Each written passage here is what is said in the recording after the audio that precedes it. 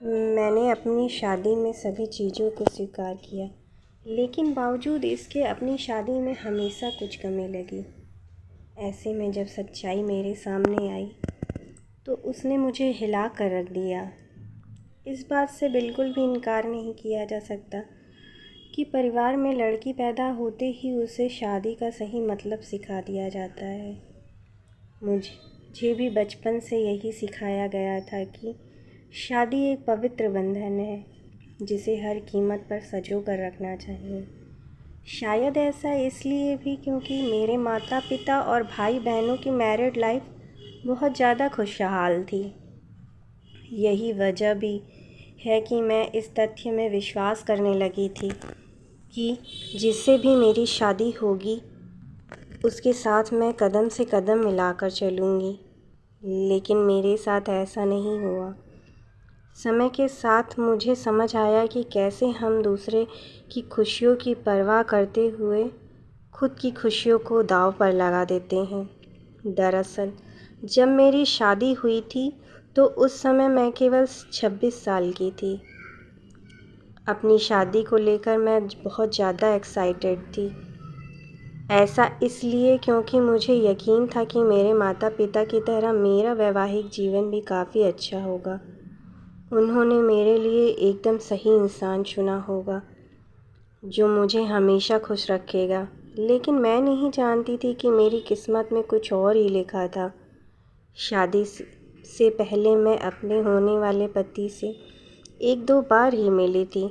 वह काफ़ी शर्मीला और शिष्ट था।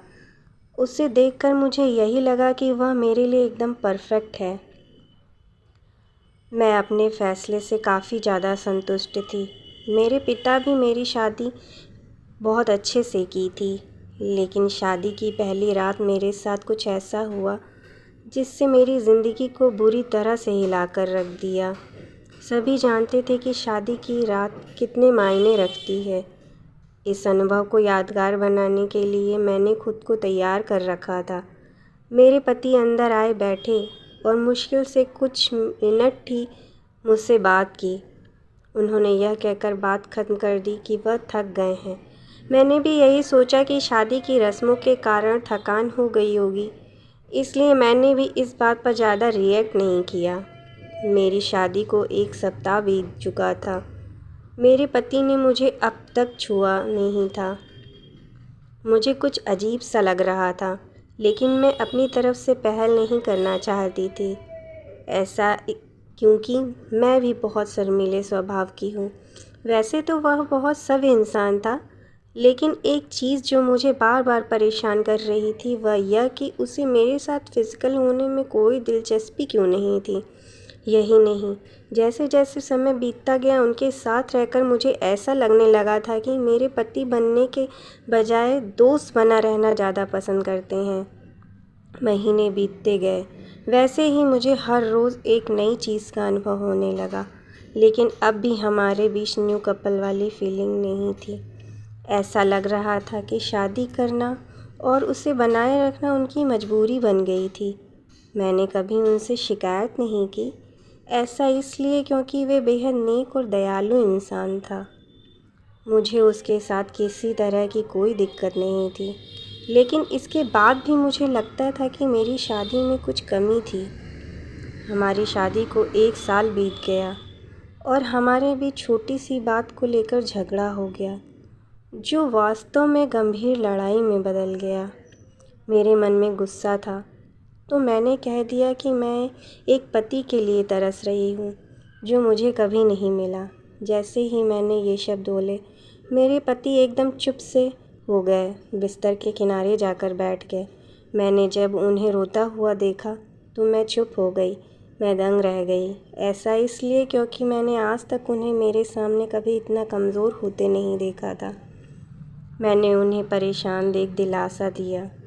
तभी उन्होंने मुझसे माफ़ी मांगी और कहा कि उनका इरादा मुझे चोट पहुंचाने का बिल्कुल भी नहीं था, लेकिन उन्हें महिलाएं पसंद नहीं हैं।